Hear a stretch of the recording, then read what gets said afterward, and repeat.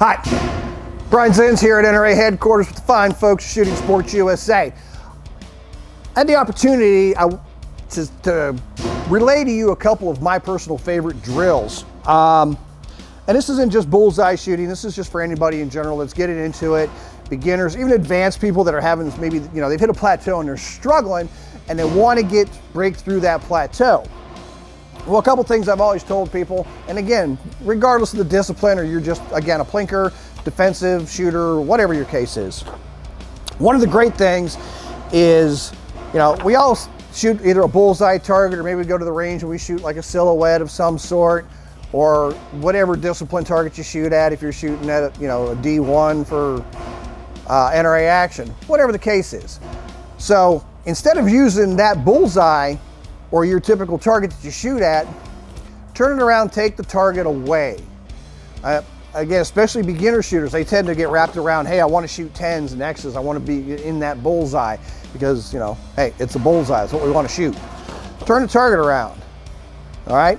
Just aim for the center of this big white mass. The great thing about that is if we take this away from your eye, you can't go beyond the sight to focus on it.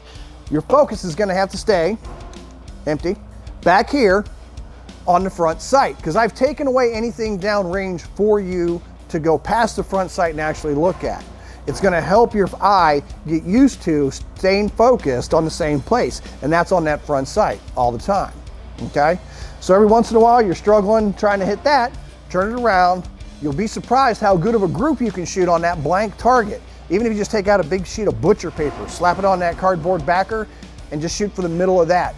Your groups will tighten up, okay? So obviously that's gonna let you know that your fundamentals, your grip, and everything else you're doing and your trigger control is good. If you go back and you put this up and that group tends to open up, simple solution. You're taking your eye off the front sight and you're allowing it to go past the front sight down to the target, all right? The other drill that I really like is the dry fire until you shoot a perfect shot in dry fire, then shoot one.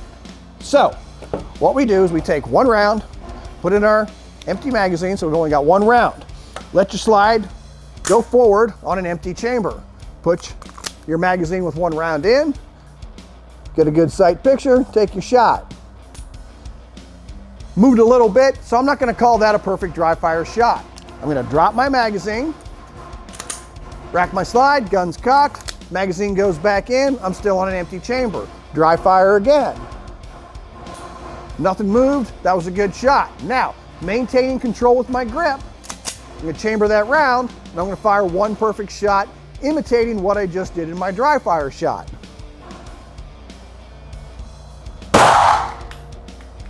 And your shot should come up exactly where it was. Do not shoot unless you know that that dry fire shot was absolutely perfect, okay? Run through about 10, 20 rounds doing that, and you'll see your group start tightening up.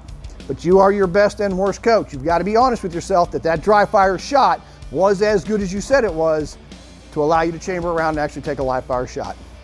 All right? Thanks. See you downrange.